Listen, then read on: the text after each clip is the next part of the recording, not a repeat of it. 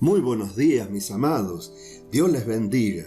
Soy Manu Pereiro, ministro de la Iglesia del primer siglo por la voluntad de Dios, y les envío mis bendiciones y también la gracia y la paz de nuestro Padre Celestial en el maravilloso nombre de nuestro Señor y Salvador Jesucristo. Jesucristo vino a hacer disponible el nuevo nacimiento. Algunas personas creen que los apóstoles fueron renacidos mientras Jesús estuvo aquí, pero si los apóstoles hubieran podido renacer mientras Jesucristo estuvo en la tierra, Jesucristo no hubiera tenido que morir en la cruz del Calvario. Dios no hubiera tenido que dar el Espíritu Santo. El problema con muchos maestros bíblicos es que no consideran el hecho de que uno no puede tener algo hasta que eso esté disponible. Y la salvación no estuvo disponible hasta Pentecostés. Nadie, absolutamente nadie, fue renacido hasta el día de Pentecostés. Todos hasta ese momento eran personas solamente de cuerpo y alma, sin vida eterna. ¿Qué significa nacer por primera vez? Para nacer la primera vez uno tiene que tener una simiente plantada. Renacer es tener la simiente de Dios en Cristo nacida adentro, y esta simiente es espíritu y vida. Génesis 3:15, que lo acabamos de leer, declara que inmediatamente después de la caída, Dios puso enemistad, contienda, entre la serpiente y la mujer, y entre tu simiente, la simiente de la serpiente, y la simiente suya, la simiente de la mujer. Pero la mujer no tiene simiente, la simiente siempre viene del varón. ¿Por qué dice entonces Génesis la simiente suya de la mujer? Porque Dios sabía que la simiente redentora nacería de mujer al concebir ella al Mesías por concepción divina. Su simiente era la creación de Dios dentro de la mujer. Esto es exactamente lo que dice en Gálatas. Acompáñenme por favor a Gálatas, capítulo 3, y en el versículo 16. Ahora bien, a Abraham fueron hechas las promesas, y a su simiente. No dice y a las simientes como si hablase de muchos, sino como de a uno, y a tu simiente, la cual es Cristo. ¿Quién es la simiente de la mujer? Ella no tiene simiente, pero por creación de Dios, la simiente de la mujer es Cristo. Ser renacido es tener esa simiente de Dios en Cristo en usted. Primera de Pedro da una característica de la simiente de Cristo que una persona recibe cuando nace de nuevo. Primera de Pedro, capítulo 1, y en el versículo 23. Dice así la palabra de Dios: siendo renacidos no de simiente corruptible, sino de incorruptible, por la palabra de Dios que vive y permanece para siempre. La primera vez que una persona nace de simiente corruptible, pero cuando vuelve a nacer, ella es, según Primera de Pedro 1:23, renacida, no de simiente corruptible, sino de incorruptible. La razón por la que no se repite la palabra simiente es que esta figura literaria pone énfasis en la incorruptibilidad de la simiente y no en la simiente misma. Cuando dice incorruptible, quiere decir incorruptible. Uno podría ahora acusarme de creer en seguridad eterna. Yo no creo en seguridad eterna, yo creo en vida eterna. De haber querido decir Dios seguridad eterna, Él habría dicho seguridad eterna. Él no quiere decir seguridad eterna, Él quiere decir vida. Vida eterna porque es incorruptible y es simiente. Cuando nosotros nacemos físicamente, tenemos simiente en nosotros. Cuando renacemos, recibimos otra simiente. La diferencia es que con el segundo nacimiento, la simiente es incorruptible. ¿Cómo ocurre el nuevo nacimiento? ¿Cómo nace la simiente de Cristo dentro de nosotros? Este fenómeno original ocurrió en Pentecostés, y puesto que todavía vivimos en la misma administración, estamos incluidos y somos afectados por la grandeza de ese evento. Estudiemos lo que pasó en Pentecostés cuando la salvación y el nuevo nacimiento se hicieron disponibles por primera vez, de modo que podamos entender su aplicación a nosotros. Primera de Juan, capítulo 3, versículo 9. Todo aquel que es nacido de Dios no practica el pecado, porque la simiente de Dios permanece en él y no puede pecar porque es nacido de Dios. Cuando uno nace físicamente, tiene simiente física en él. De igual manera, todo aquel que es nacido de Dios tiene que tener la simiente de Dios en Cristo en él. La palabra de Dios dice: todo aquel que es nacido de Dios no practica el pecado. Cuando el hombre natural es renacido, ¿en qué parte de su ser no comete pecado?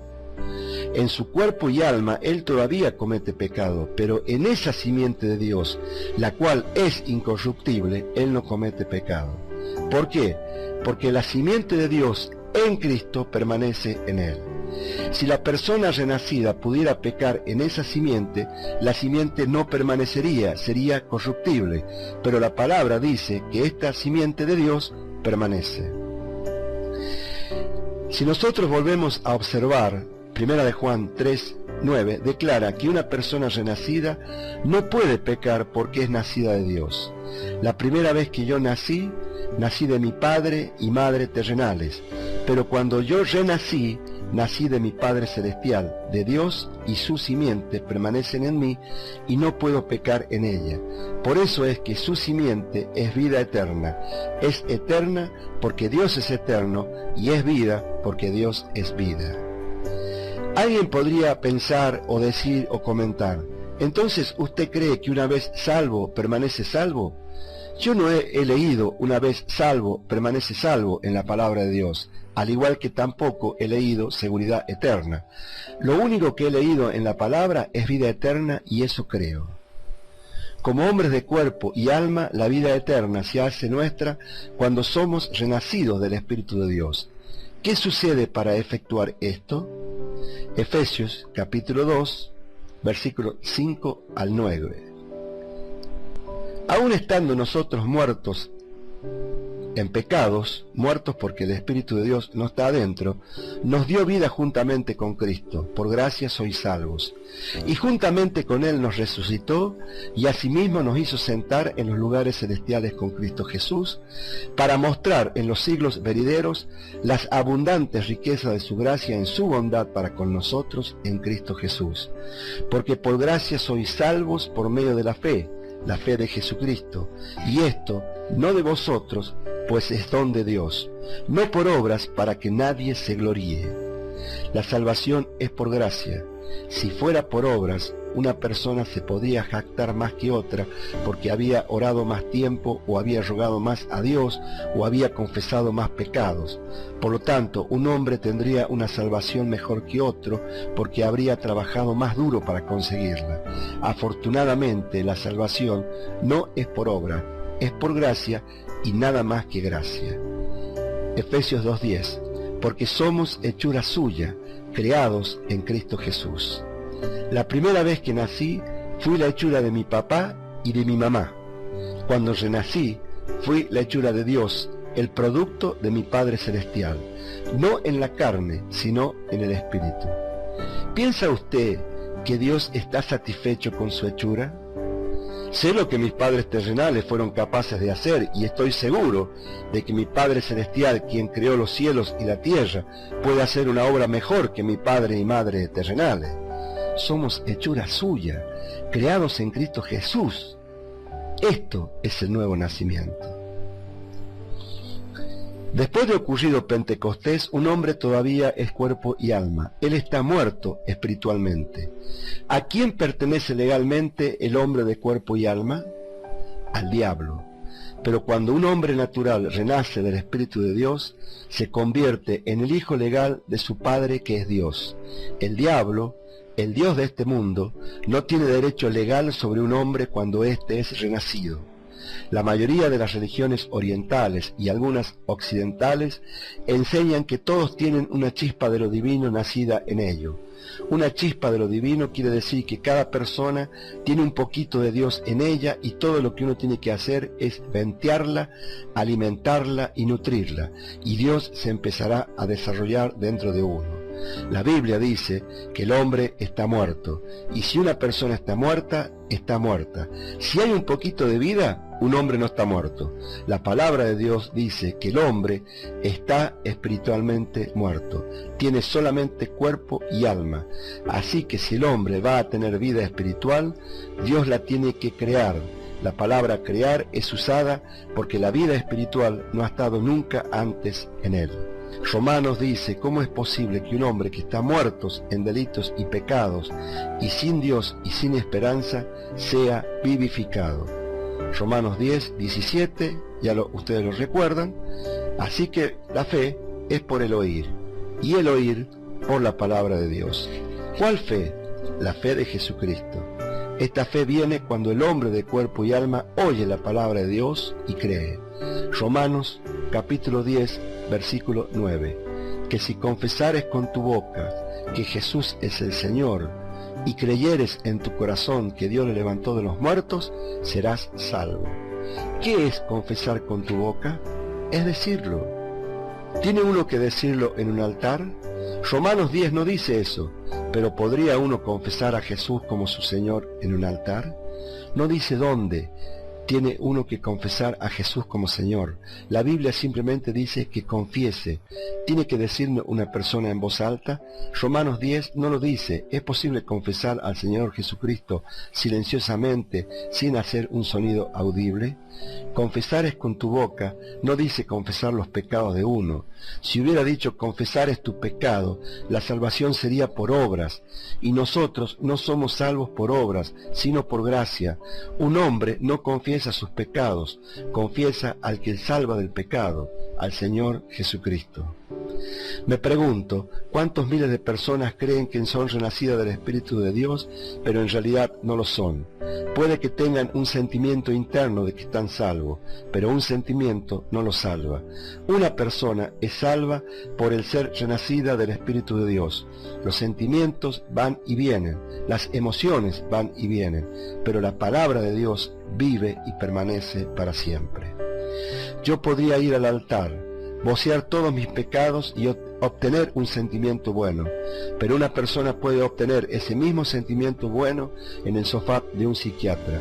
Nosotros no somos salvos por sentimientos, somos salvos por hacer lo que la palabra de Dios dice. Ella dice que si confesares con tu boca que Jesús es el Señor, eso es, di, confiesa, Jesús, tú eres Señor en mi vida. ¿Quién ha sido Señor mientras una persona es solamente cuerpo y alma? La persona misma. Pero ahora esa persona va a cambiar de señores cuando confiese con su boca un nuevo Señor, quien es Jesucristo. Eso es lo que dice, pero eso no es todo. Romanos 10:9 dice además, y creyeres en tu corazón. El corazón es la sede de la vida personal. Hoy en día nosotros diríamos, creyeres con toda tu mente, con toda tu fuerza, todo tu ser. ¿Qué debe creer una persona? ¿Que Jesucristo es el profeta más grande de todos los tiempos? No. La palabra dice, creyeres en tu corazón que Dios le levantó de los muertos. Uno debe confesar con su boca que Jesús es el Señor y creer en lo más profundo de su ser que Dios le levantó de los muertos. Entonces un hombre será absolutamente, indiscutiblemente salvo. ¿Cuándo? No cuando muera, sino en el momento que confiese que Jesús es el Señor y crea que Dios le levantó de los muertos.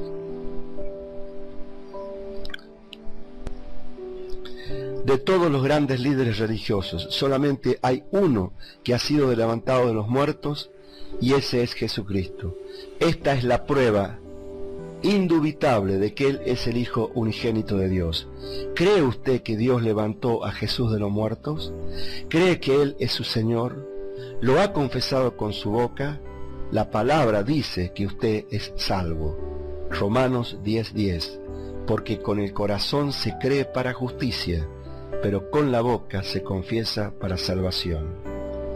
En el momento que yo cumplo estos dos requisitos, soy renacido del Espíritu de Dios. Esto es vida eterna. Esta es una verdad tan tremenda, es casi increíble, pero yo sí la creo porque la palabra de Dios es verdadera y permanece para siempre. Ahora soy su hijo, pues he confesado con mi boca que Jesús es el Señor y he creído que Dios le levantó de los muertos.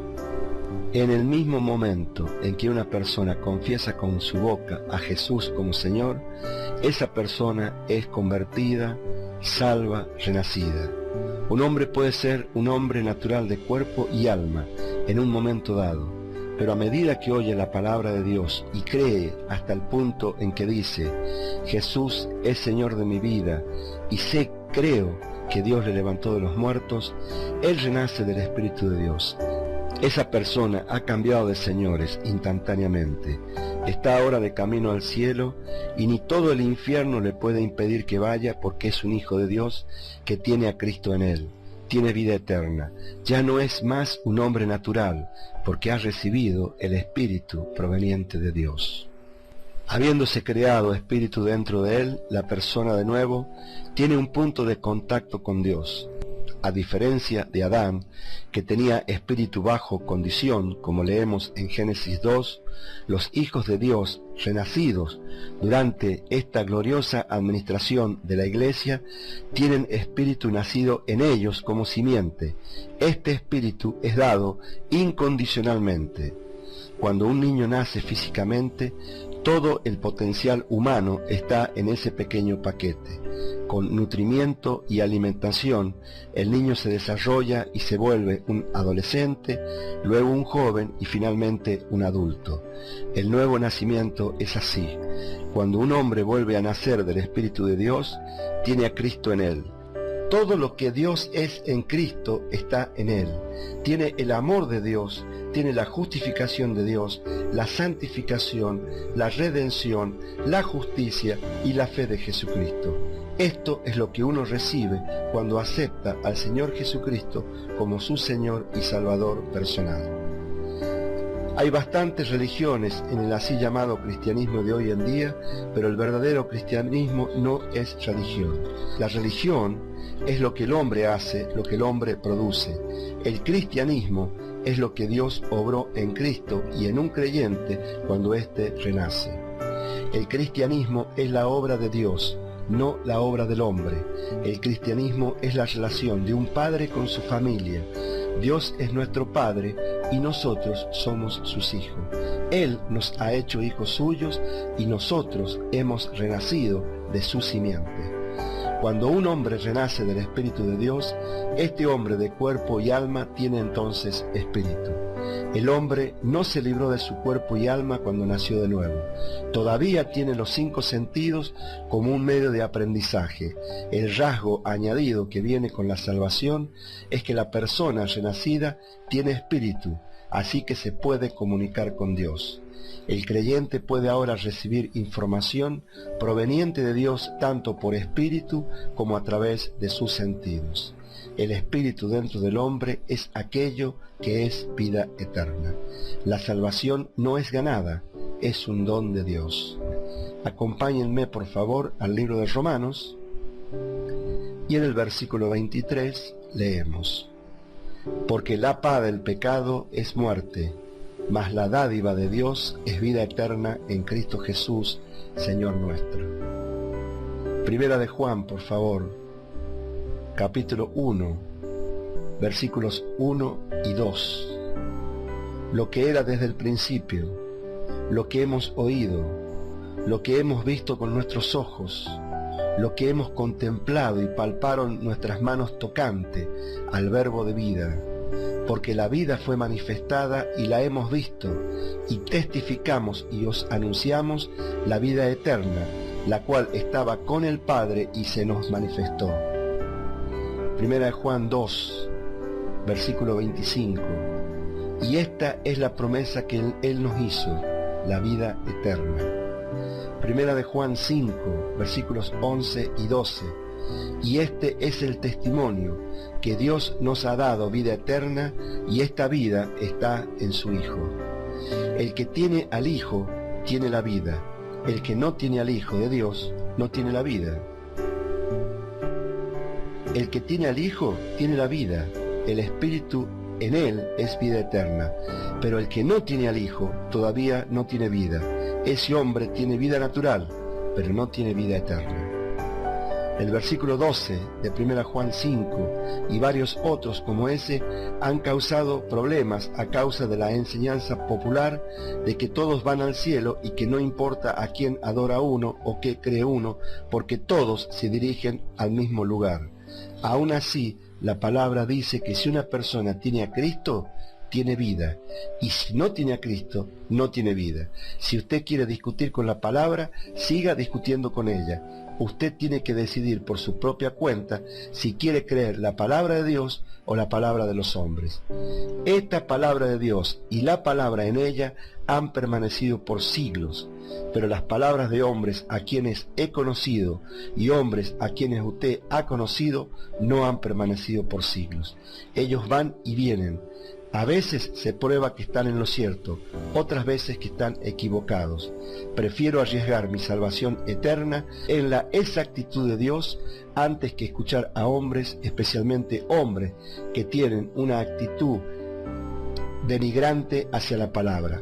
Prefiero apostar mi vida en la integridad y en la exactitud de la palabra de Dios antes que arriesgarla en lo que algún hombre dijo y encontrar más tarde que él estaba equivocado. Suponga que la Biblia es correcta, suponga que la exactitud de la palabra de Dios es verdadera y suponga que no lo creemos y al final resulta que hay un cielo. Nosotros nunca lograríamos llegar. Tenemos todo para ganar creyendo la palabra de Dios y nada que perder. Tenemos todo para perder y nada que ganar creyendo lo que dicen los hombres. Nosotros que tenemos al Hijo, tenemos vida eterna. Primera de Juan 5, versículos 13 al 15. Estas cosas os he escrito a vosotros que creéis en el nombre del Hijo de Dios, para que sepáis que tenéis vida eterna y para que creáis en el nombre del Hijo de Dios. Y esta es la confianza que tenemos en Él, que si pedimos alguna cosa conforme a su voluntad, Él nos oye. Y si sabemos que Él nos oye en cualquier cosa que pidamos, sabemos que tenemos las peticiones que les hayamos hecho. Versículo 20.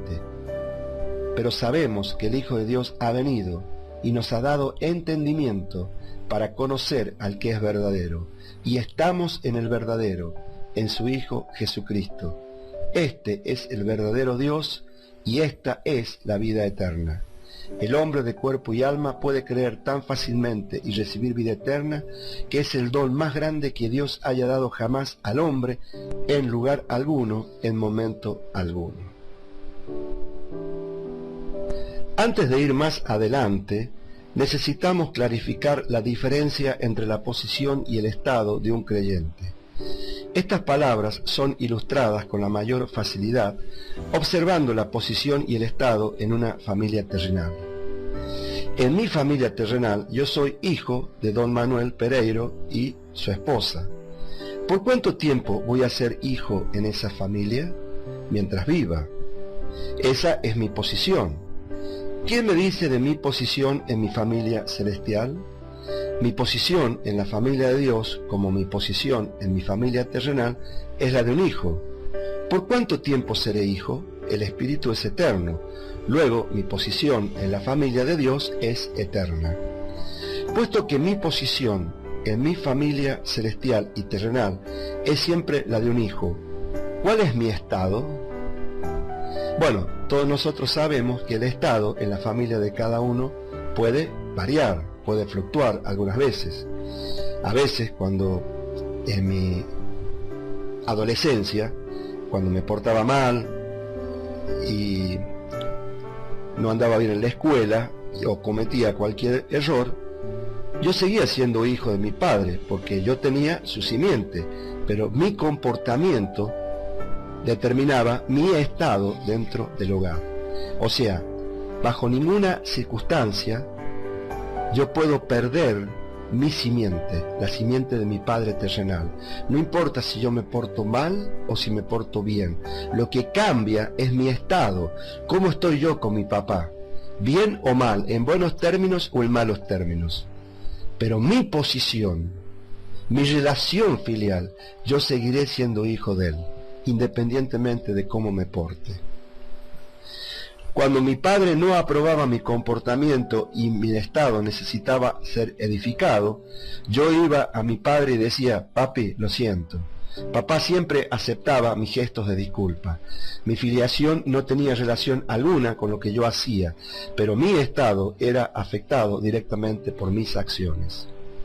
Ahora llevemos este ejemplo a nuestra familia espiritual. ¿Qué me dice de un hijo de Dios? En el momento que una persona renace, está en perfecto alineamiento y armonía con su Padre Celestial. Pero como situación hipotética, digamos que después de que hube renacido, puesto que no se me había enseñado mucho de la palabra de Dios, continué pecando. Cuando fui salvo, todos los pecados cometidos previamente fueron borrados, pero al poco tiempo cometí algunos nuevos. ¿Cómo podía yo volver a la comunión perfecta con Dios? De la misma manera como volvía a las gracias de mi Padre terrenal. Yo le decía a mi Padre Celestial: Padre, siento haber pecado y no haber vivido de acuerdo a tu palabra. Entonces estaba una vez más en armonía con el Padre. No es suficiente que Dios en Cristo esté en usted, sino que usted tiene que estar en Él. Cristo en usted es filiación, posición, pero usted en Cristo es comunión, estado. Primera de Juan señala cómo una persona vuelve a ganar o a estar en comunión con su Padre espiritual. Fíjense por favor en Primera de Juan, capítulo 1, versículo 9. Si confesamos nuestros pecados, Él es fiel y justo para perdonar nuestros pecados y limpiarnos de toda maldad. Este versículo no tiene absolutamente nada que ver con ser salvo o ganar filiación. Este versículo está hablando de restablecer comunión después de la salvación. Confesar los pecados de uno no es salvación. Confesar al Salvador es salvación. Lo vimos hace un tiempo atrás. Si confesamos nuestros pecados, Él es fiel y justo para perdonar nuestros pecados y limpiarnos de toda maldad. ¿Qué pecados debemos confesar? Aquellos que hemos cometido después de ser salvo. Puedo acordarme de eso porque los acabo de cometer. No tengo que acordarme de todos los cometidos durante los últimos 10 o 20 años. Cuando confieso mi pecado, Él me limpia de toda maldad. Pecado cometido después de la salvación. Cada vez que pecamos debemos confesar nuestro pecado, de modo que permanezcamos en comunión con nuestro Padre, de modo que nuestro estado con Él esté en perfecta armonía. La razón por la que mucha gente no recibe respuesta a sus oraciones es que ellos sufren de comunión rota. Cuando hemos confesado nuestra comunión rota y estamos de buenas con Dios, podemos orar y obtener respuesta a nuestras oraciones. Entonces podemos andar ante Dios y las peticiones que le hagamos serán cumplidas. Cristo en nosotros es salvación y nosotros en Cristo es comunión. Determinan la abundancia de nuestra vida cristiana. Estudiemos confesión en su uso exacto. Hay dos tipos de confesión: para salvación y para restablecer comunión rota. La palabra confesar en Romanos 10:9 es arrepentimiento para salvación. Después que se dio comienzo a la iglesia en el día de Pentecostés, Pedro predicó un tremendo sermón. Él concluyó en Hechos, capítulo 2, versículo 38. Pedro les dijo: arrepentíos y bautícese cada uno de vosotros en el nombre de Jesucristo para perdón de los pecados, y recibiréis el don de Espíritu Santo. Pedro les dijo: arrepentíos. Él no dijo: arrepentíos de vuestros pecados. Arrepentirse es simplemente confesar que Jesús es el Señor y creer que Dios le levantó de los muertos. Pedro les dijo que se arrepintieran y bautícese cada uno de vosotros en el nombre de Jesucristo para perdón. La traducción correcta sería remisión, según el texto, de los pecados. Cuando uno se arrepiente, ¿qué sucede? Se recibe remisión de los pecados. Cuando una persona recibe remisión de los pecados, se vuelve un hijo de Dios. El arrepentimiento es para el pecador que no ha sido salvo. Él se arrepiente confesando con su boca al Señor Jesucristo, al que salva del pecado. ¿Cuántas veces se puede arrepentir una persona? Por favor, vayamos al libro de Hebreos, capítulo 6, versículos 4 al 6. Dice así la palabra de Dios. Y esto es tremendo. Presten mucha atención. Dice así la palabra: porque es imposible que los que una vez fueron iluminados y gustaron del don celestial y fueron hechos partícipes del Espíritu Santo y asimismo gustaron de la buena palabra de Dios y los poderes del siglo venidero y recayeron, sean otra vez renovados para arrepentimiento, crucificando de nuevo para sí mismo al Hijo de Dios y exponiéndole a vituperio. Estos versículos, y a mí de esta manera fueron enseñados, por eso les digo que es muy importante que lo tengan presente para liberarse de toda condenación del diablo. Estos versículos son usados para enseñar precisamente lo opuesto de lo que dicen. Personas que dividen incorrectamente la palabra sostienen que si una persona que fue salva una vez se hace pecadora, nunca puede ser salvo de nuevo. Estos versículos ni siquiera sugieren tal doctrina errónea. ¿Qué es imposible según estos versículos? Renovar otra vez a los pecadores para arrepentimiento. Si una persona se pudiera arrepentir por segunda vez, tendría que ser una renovación. Dice muy claramente que es imposible renovar otra vez a un hombre pecador para arrepentimiento. ¿Cuántas veces puede un hombre ser salvo? ¿Cuántas veces se puede arrepentir? Una vez. ¿Cuántas veces puede una persona nacer físicamente? Nicodemo hizo esa pregunta. ¿Puede uno entrar por segunda vez en el vientre de su madre y nacer de nuevo? De igual manera, es imposible, una vez que una persona ha nacido de nuevo del Espíritu de Dios, que sea renovada otra vez para arrepentimiento, porque no se puede desalvar. Es imposible ser renovado para arrepentimiento, porque el arrepentimiento es un evento de una sola vez. La simiente de Cristo, la cual es implantada en el momento de la salvación, es eterna. Después de confesar al Salvador del pecado, arrepentimiento, la confesión de los pecados trae a la persona salva de vuelta a la comunión. Acompáñenme por favor a 2 de Corintios, capítulo 7, versículo 10. Porque la tristeza que es según Dios produce arrepentimiento para salvación, de que no hay que arrepentirse. Si uno pudiera ser salvo por segunda vez, tendría que ser capaz de arrepentirse de haberse arrepentido la primera vez. Qué necio se vuelve todo esto. Yo solía demostrar esto en las clases con un vaso de agua. El vaso representaba el cuerpo. El agua adentro representaba el alma. Ponía un botoncito blanco en un hilo en el agua y le decía a mi clase que esto era ahora la simiente de Cristo, la cual dice la Biblia que es vida eterna. Luego ilustraba lo que la mayoría de la gente piensa que es la vida eterna. Hoy confieso con mi boca todos mis pecados. Adentro va el botón, la simiente de Cristo. Ahora estoy salvo. Pero mañana, en la mañana, tengo un mal pensamiento. ¡Epa! Dios quita el botón, su espíritu. Entonces soy solamente cuerpo y alma de nuevo, no salvo. Me siento mal, que venga la siguiente campaña evangelística. En la siguiente campaña evangelística voy al altar y confieso mi pecado, y adentro viene el espíritu de nuevo. Y así sigue continuamente.